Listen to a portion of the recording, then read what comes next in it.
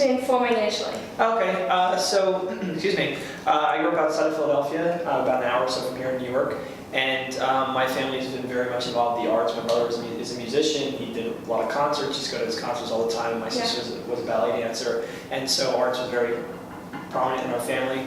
One of the first shows I saw was Phantom of the Opera, which is a great show. Like I said, it's such a classic. Like I said, the reason why it's been around for 30 years or so, it's just a really great musical. And when I saw that, I'm like, wow, I really want to do Broadway. Yeah. And I think that show kind of very much inspired me at a young age.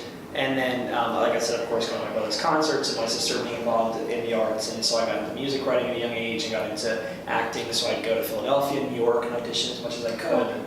Is that where you like songwriting as well? Yeah, exactly. I got into songwriting for sure for that reason. And yeah, so that's kind of my early getting into it. Just been training ever since for sure. That's great.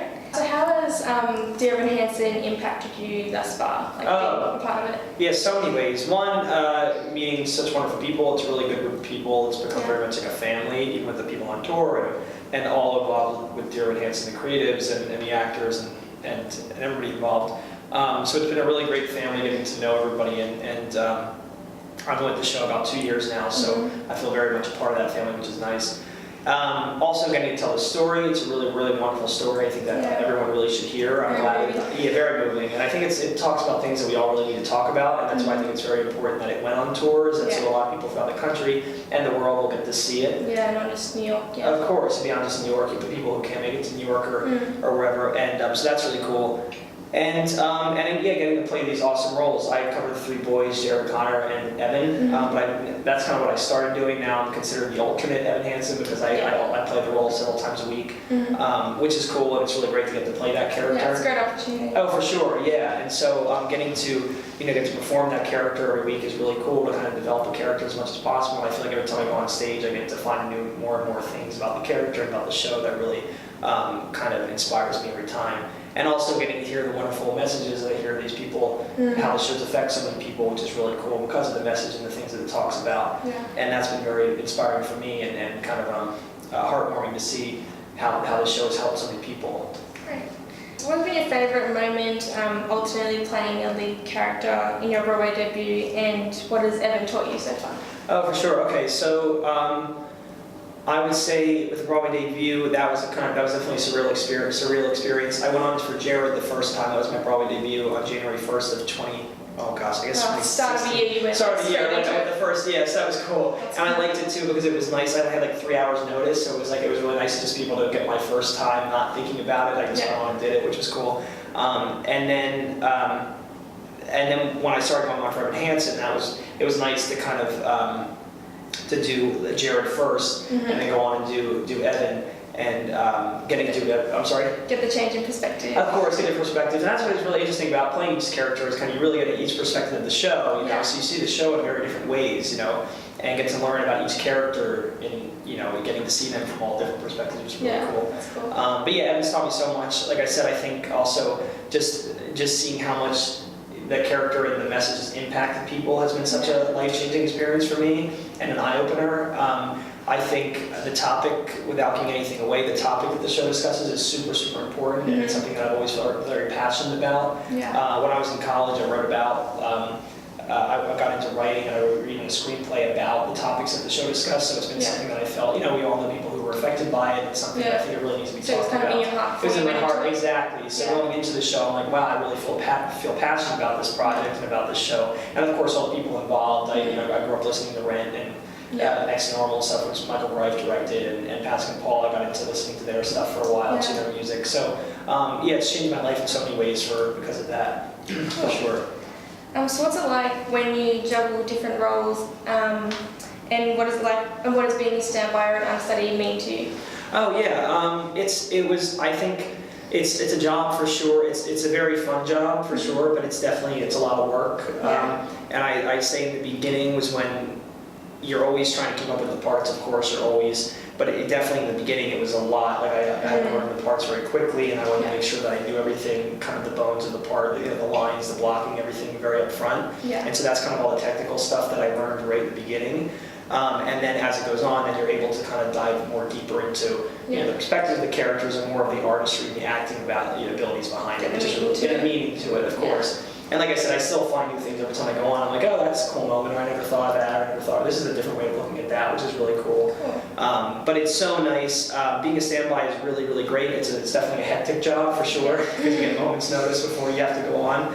Yeah. But I think, for me, the repetition of learning it and watching the show so much has made me feel so comfortable that, okay, I can go on at any time, and I feel confident you in just doing switch it on. Exactly, just switching on. And what's been really nice is going on every week is Evan Hansen, which is really, really nice because I feel like I can grow each week, and I feel like I can be in it more and feel like, wow, each week I'm being fulfilled with playing this great character, and I feel like I can continue to be on it as much, because there's a difference between practicing and getting to perform it each time, of course. But consistent. That's good. consistent, which is great. But I, oh my gosh, but standby is definitely, and there's also these people like I cover 3 roles, which is for sure, but people who these dancers on Broadway, these other people who cover like 9 to 16 tracks, it's like unbelievable. It's like they are like brilliant people, and such hard workers, and so that to me is unbelievable. Yeah. It's really great. Yeah. So what did you learn working with the creative team, in particular director Michael Goddard? Oh yeah. And what was the process behind rehearsing these roles?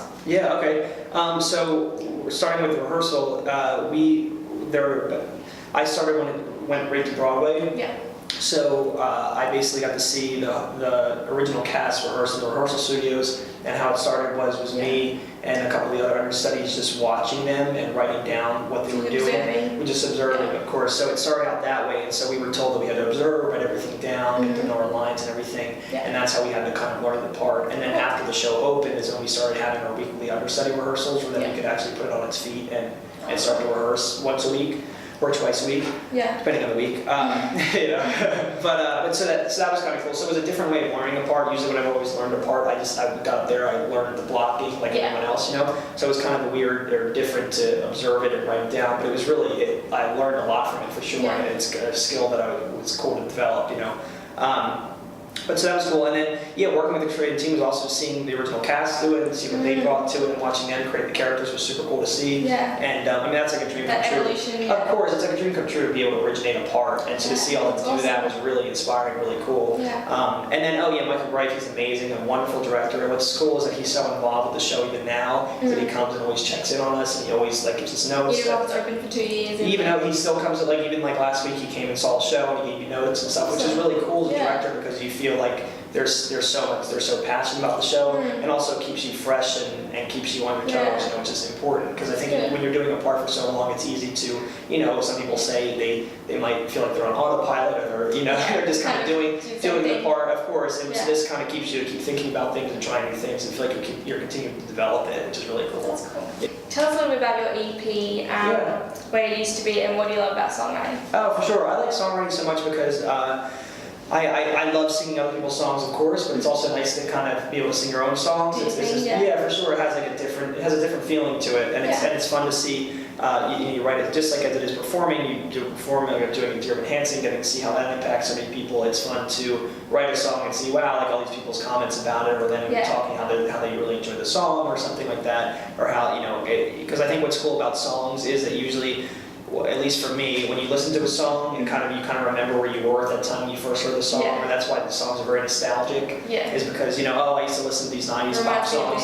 It reminds me of this. That reminds me when I was in middle school, because I used to listen to that band or whatever. So I think that's kind of a cool thing. They're kind of like the kind of marks in your timeline of life in a way. And so to me, that's why writing songs are so cool, because you can kind of be able to do that for people, which is fun. How was your concert? 54? Oh, it was fun. It was a good time. I had the one, and I did the other one. I'm hoping to do more, and just kind of I'm continuing to write more songs, and I continue to try to record as much as I can. You showcase it there. Of course, and it's really fun, and it was a great time. And like I said, I'm always trying to continue to write and make more music. So cool. Yeah. What 3 performers, dead or alive, would you love to have a dinner party with? Well, let's see. Tom Hanks, I'd say for sure. I always loved his movies, growing up watching him. So that's definitely one.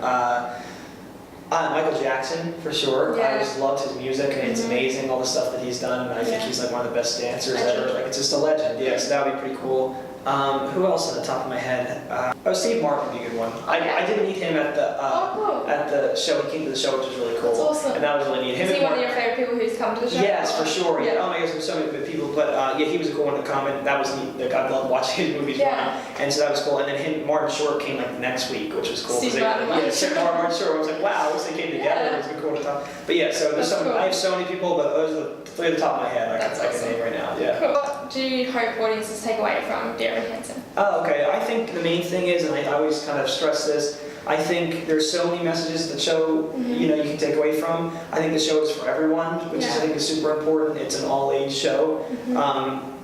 And I think that what I think is super important is that that whole concept of that time heals all wounds. Not to say that, you know, things aren't hard still, thinking back, but it is true that things get easier with time. And I think when something feels so big and so overwhelming at the moment that if you just give it time, when you look back, it doesn't seem as, you know, as big, as bad. And not to take away from it, of course, something can be so traumatic and awful and bad, and you still have to deal with it, of course. But I'm just saying is that it's important to keep moving forward. Disney World, Walt Disney quote, keep moving forward and understand that time does heal wounds. And I think that's really an important message from the show. Cool. Lastly, have a little wordplay game. It's just your favorite thing. Oh, cool. Okay. Okay. So, favorite musical. Pippin. Shortest amount of time you've had to go on when someone's called out. Hour and a half. Yeah. Favorite song in Dear Evan Hansen. Well, hour and a half, but also when I'm mid-show. I don't know if that counts, but that's probably really short too. 5 minutes. Yeah, that's 5 minutes. What was the favorite song you ever had? For Forever. Nice. Your musical muse. Angela Weber. I mean, all those like musical writers for sure. I've loved Patrick Ball musical writers. Butch Walker for he's like a more of a rock musical writer. He's actually come to Australia in like a couple of years. Yeah. I've always been big influenced by him. His music writing. Spirit animal. Spirit animal. I would say a seagull because I love the beach. Nice. Bucket list. Bucket list. Oh gosh. I want to get more into doing more film and TV stuff. That's my next thing I want to keep doing. Cool. But I would say like a place I want to visit, I would say is I've never been to Italy. I'd like to go to Italy. Yes, that's really good. Yeah, and Australia for sure. Your dream performer or artist to work with? My dream artist to work with? Yeah. Probably Tom Hanks. Nice. Yeah. Favorite thing about theatre? Favorite thing about theater? I would say I think it's live. I think it's what's so cool. You know, it's so exciting, especially in our hectic world today. Everybody's so into, you know, we're into social media and which is great. There's a lot of positives to it. You just put it away and just be in the theater, be in the show, and kind of just enjoy the moment with everybody, which is really important. Cool. Yeah.